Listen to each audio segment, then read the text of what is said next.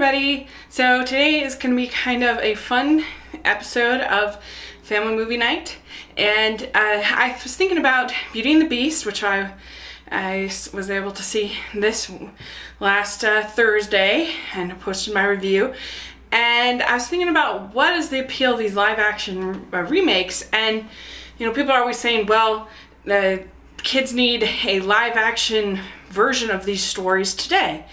And so I was thinking about what was the sort of that need fulfilled for me as a kid, and realized that it was a TV show actually. There's a show called Faerie Tale Theater that I really loved as a little girl. And if you think about when I was growing up, there was really only 3 princess movies. There's Cinderella, Snow White, and Sleeping Beauty. And you could only watch those so many times on VHS.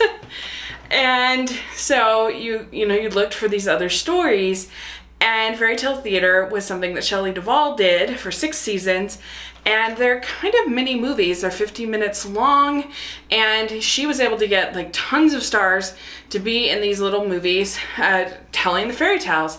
And for a modern audience, they seem really hokey as far as production values. But it was interesting because, so I sat down, I watched one of them, and I was like, oh, this looks really cheesy, it's just nostalgia or whatever. But I found that then I watched another, and then another. The second one, the hokiness had I'd become kind of used to it. It wasn't really bothering me anymore. Sure, I noticed it, but I don't know, it's all sort of part of the charm of it in a way. And I think one of the things that really saves it is they're very close to the actual fairy tales, which is kind of refreshing. The darker moments, the sad moments, the scary moments are all sort of in there. And also, it's just so clear that these actors are having the time of their lives playing these fairy tale characters, and you can just sense that kind of fun and passion that they're all having together. And so not all of them work equally well. Some of them are a little boring. I thought the Pied Piper one was a little boring, plus there's tons of rats in it, which was sort of gross.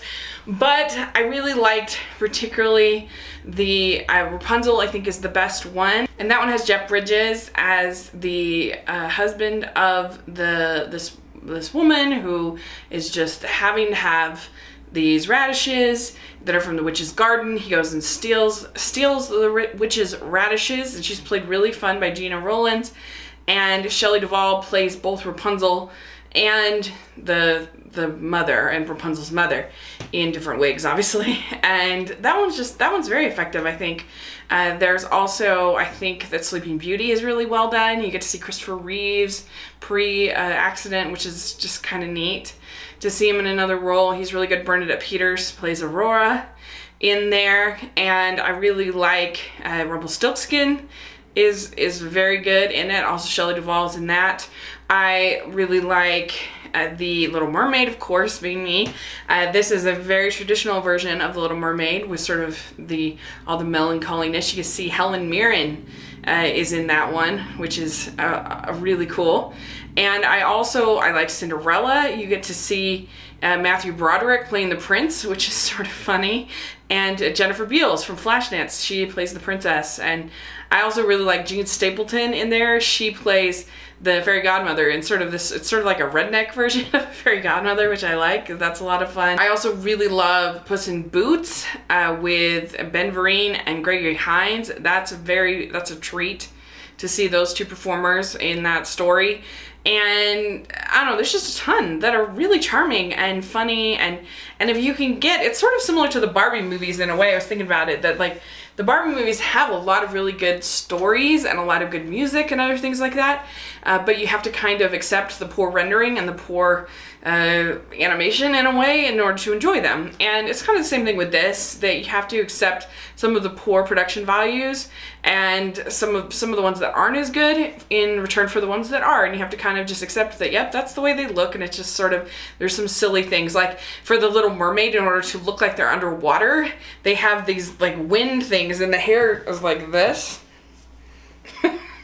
which looks just completely silly. But if you can just kind of go with it, then I think there's fun to be had. I don't know what kids would think I talked to, I don't know if it's just a Utah thing, because like there were a bunch of my friends that knew the show, watched the show, liked the show, and I asked any of them if they'd shown it to their kids, and they said none of them had. And so I would be curious to know. You can find them on YouTube pretty easily. There's also an interesting version of Beauty and the Beast with Susan Sarandon in here, and that is closer to the traditional story. There are some saucy moments in this which are sort of funny, especially the Frog Prince with Robin Williams. It is very inappropriate. Of course, that went way over my head when I was little, and Terry Garr is in that one as well. And so it's only for the entire series, it's $25 on DVD from Amazon, and I'm glad I own it. I really enjoy it, and like I said, you can find them on YouTube fairly easily. So anyway, it's sort of an unusual pick for family movie night, but give it a shot. Let me know what you think if you like Fairy Tale Theater. And it's kind of like, in a way, Once Upon a Time. Like, some of the Once Upon a Time's production values are super cheesy, but it doesn't have, these are just individual stories, unlike Once Upon a Time that's like a whole continuing story. But it's kind of a similar sort of feel, I think, in production and in sort of style and whatever of the show. So yeah, let me know what you think, and thanks so much. Please subscribe to my channel, and I will talk to you later.